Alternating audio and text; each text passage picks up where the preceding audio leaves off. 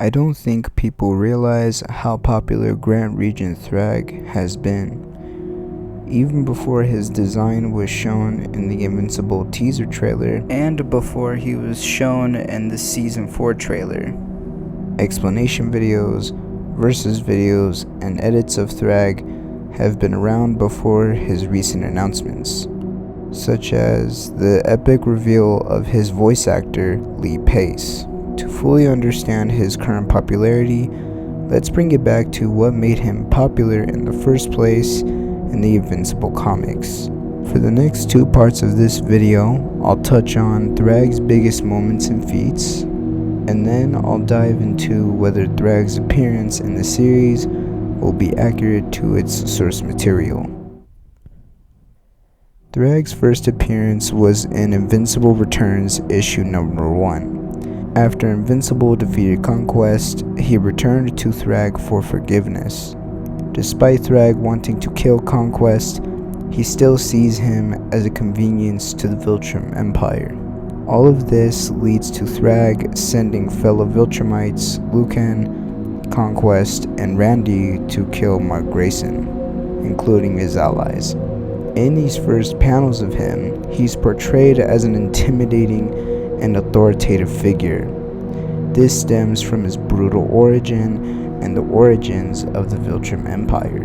Once Thragg was born on planet Viltrum, he grew up as the son of an advisor close to the Emperor of Viltrum named Argel.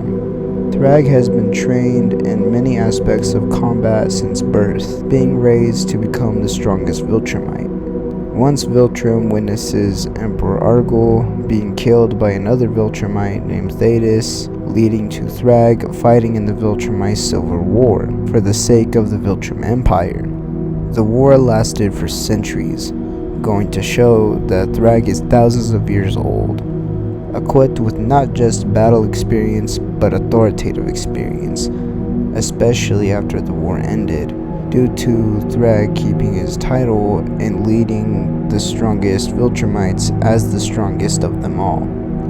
His authority goes further when Thragg is titled as Grand Regent, having the mission of finding the heir of Argel. He saved Argel's skull to remind himself of what would happen if the Empire fell. Life gets worse for Viltrum when the coalition of planets, along with Thetis, released the Scourge virus. This virus was created using Thetis' DNA to kill off the Viltrumites. This made Viltrum's population drop rapidly. At this point, Thragg believes the heir of Argel is no longer alive, leading to him to halt all operations on finding the heir, and within himself conclude that he is rightfully fit to rule the Empire. I think everything I said about Thragg's origin sums up his beginnings pretty well without spoilers, but everything I'm about to bring up will have major comic spoilers. Just a warning for you all. And if you like what you're seeing so far, like and subscribe for more comic documentaries like this. Now that I've discussed Thragg's well-written origin, I want to get into his top feats and moments. Not just feats and moments of his power, but of villainy as well. His first notable one was when he single-handedly wiped the floor with most of the main characters during the Viltrumite War, including Mark, Nolan, and Battle Beast, after Mark, Nolan, and Thetis destroyed Viltrum. Which I guess you could say they did, but they wouldn't have been able to do it without Space Racer shutting down the planet's core. Gotta remember that in the versus battle videos. But moving on, Thragg is absolutely defeated and enraged, seeing his home gone. Thetis allows Thragg to surrender, but Thragg, with his full wrath and vengeance, kills Thetis as an act of revenge for him assassinating Argel. He lets it be known that anyone who's against the Viltrum Empire will die. Probably one of the most evil things he's done is take over planet Thraxa and forcibly impregnate all of the female Thraxans out of tyranny to rebuild a new biologically empowered Viltrumite race, keeping in mind that the coalition of planets plans to kill him. His reasoning for preparing becomes a reality once the coalition of planets sends battle beasts to kill Thragg. This all leads to one of the greatest and most hyped fights in the entire Invincible comic. Thragg tells Battle Beast that he would have been an exceptional member of the Empire if he weren't with the opposition. Battle Beast doesn't care and proceeds to fight him to the death.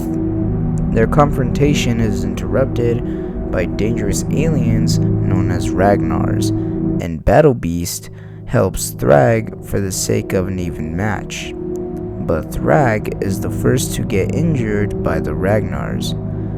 Battle Beast injures himself due to Thragg's injury, adding honor to the battle. Of course, Thragg responds with mockery, continuing the battle as Battle Beast bites a part of Thragg's head, stabbing his left eye. Despite them injuring each other, the winner was uncertain, making the battle last for days. Yet, Thragg eventually kills Battle Beast, and before Battle Beast dies, he thanks him as Thragg crushes his heart. He passes out from his injuries, but the Thraxans take him off the planet and heal him. Thragg claims his victory by tearing off Battle Beast's top head and jaw, wearing it on his shoulder as a cape, not only to assert his dominance, but to get memed on as having aura.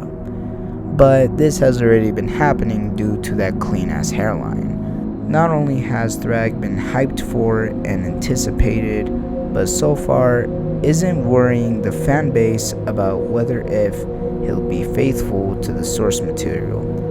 Robert Kirkman, the executive producer of the series, says this about him being in the show.